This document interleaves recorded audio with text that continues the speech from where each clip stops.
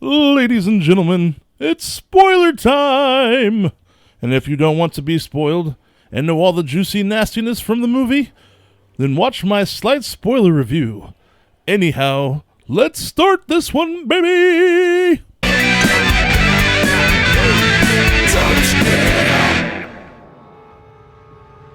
Okay, here's the premise real quick.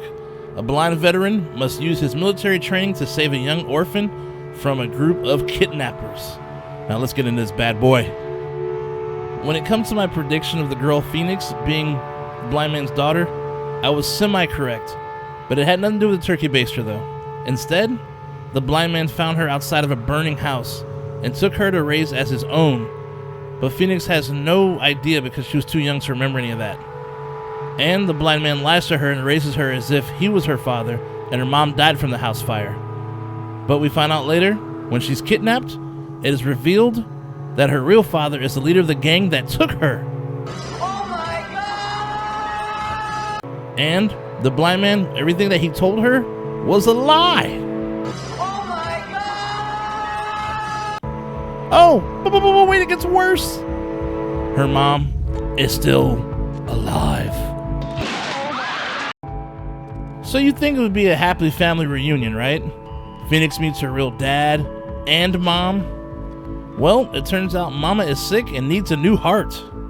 Problem is, she needs a perfect match. Like from a family member? Like a daughter? That's right.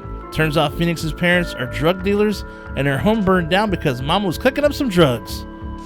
This is why they went out of their way to find her. And Phoenix's dad found her by accident while she was out with the woman who picks up groceries and whatnot for the blind man, which led them to following her home.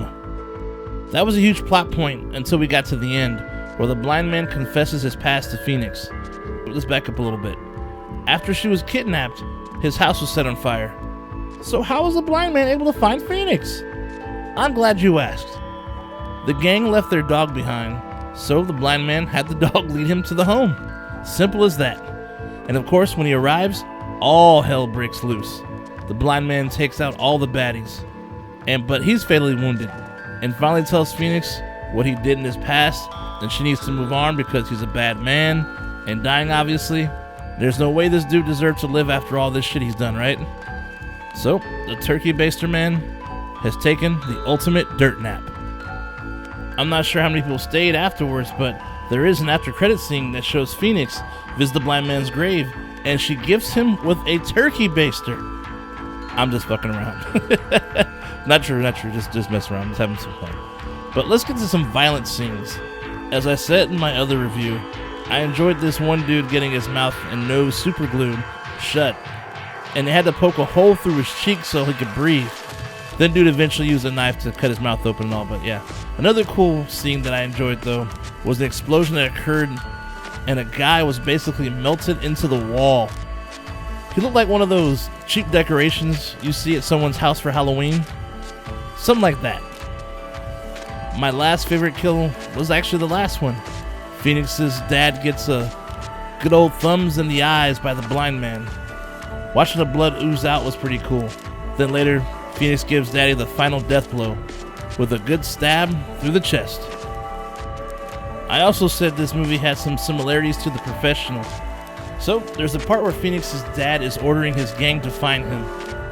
And they ask how many guys should go. He says, all of you! Similar to Gary Oldman's line where he's screaming to, everyone! I'm assuming that's an homage, I think. It has to be. Also, Leon had a plant. The blind man had a garden. Both main characters had a particular set of skills. They also have killed a lot of people. Some deserved and some not. Also, Phoenix and Matilda had pretty messed up parents, and they both end up going to shelters in the end. In the end, the movie had to end the way it did. The blind man had done way more bad than good, and Phoenix deserved a better life than what he could provide her. It's an entertaining movie with decent kill scenes, and story's alright, but did it really need to be made? Yes and no, I guess. The first film was really good and had some great surprises you don't see coming.